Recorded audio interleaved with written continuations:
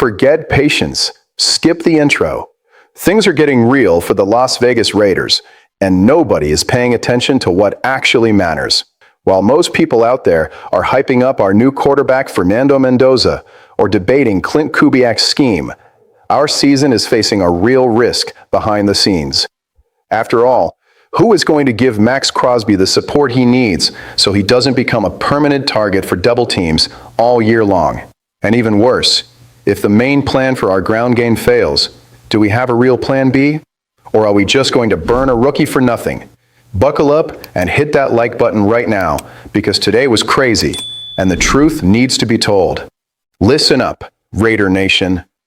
Everybody is hyped about the arrival of Klint Kubiak and GM John Spytek, thinking the rebuild looks flawless just because we drafted Mendoza. But there is a massive question mark on our defensive line that the media is simply ignoring. Who is actually going to be the real guy opposite Maxx Crosby at edge rusher? It's absurd that no one is debating this with the seriousness it demands. Max is an absolute monster, a franchise pillar, but he's coming off a chaotic offseason, and he can't carry defensive coordinator Rob Leonard's front entirely on his back. The harsh reality is this: either someone steps up to the plate as the number 2 pass rusher, or opposing offenses are going to neutralize Crosby by double-teaming him on every crucial play.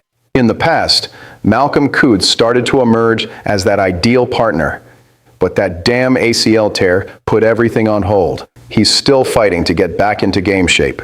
Given that, the front office made a move and brought in ex-Colt Kwity Paye on a 3-year deal, in addition to drafting Keyron Crawford in the 3rd round. Do we have options on paper? Sure. But in practice, who guarantees they'll deliver exactly what we need under Leonard's command? My honest opinion, no sugarcoating it, Crawford is the guy with the highest long-term ceiling. The kid has absurd physical burst, a thrilling pass rush arsenal, and immense potential defending the run. Except he's still a developmental project. On the flip side, Kwity Paye brings the grit, the experience, and the physical power the NFL demands right now. If Koonce can work a miracle and come back flying like he used to, this whole discussion is moot. But relying on an injury history or a rookie in the NFL is walking a tightrope. The game in our conference is decided by putting pressure on the quarterback. If the spot opposite Crosby is a production wasteland, our young secondary is going to get shredded. The season is fast approaching, and the lack of a definitive plan for this position is the biggest ticking time bomb on our roster today. And if you thought our defensive line had you worried, wait until you see the trap the front office is setting for our rushing attack before training camp even begins. Klint Kubiak carries serious offensive pedigree with a track record of building efficient run games last year in Seattle. And the fans are desperate for that after the absolute fiasco our ground game was last season. The general expectation is that Ashton Jeanty is going to take a massive leap in his 2nd year.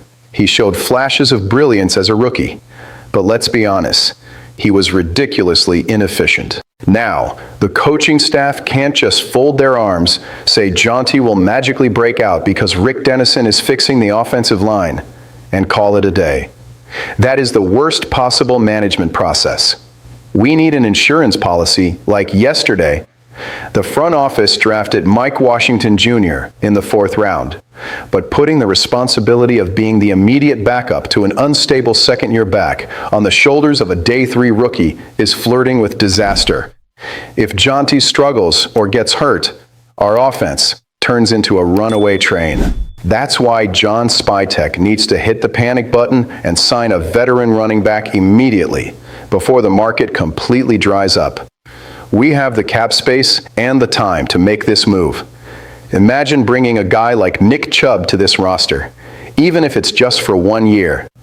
I know Chubb isn't the dominant player of the past because of his injury history, but he still has plenty of gas in the tank as a power back on the goal line and a safety blanket catching short passes.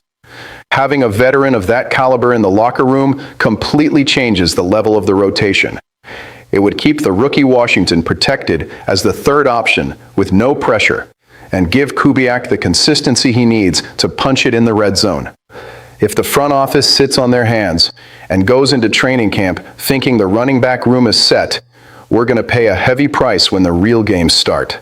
Long story short, our defense runs the risk of overloading Maxx Crosby due to the lack of a reliable edge number 2. And our offense is one Jeanty injury away from a total meltdown due to a lack of weight in the backfield. The golden question for you in the comments: given this scenario, what move should be GM John Spytek's absolute priority before practices kick off? Sign veteran Nick Chubb to secure the offense, or go all in on Malcolm Koonce's recovery on defense? Sound off down below. I want to see the comments section explode. We're in this together, and just win, baby.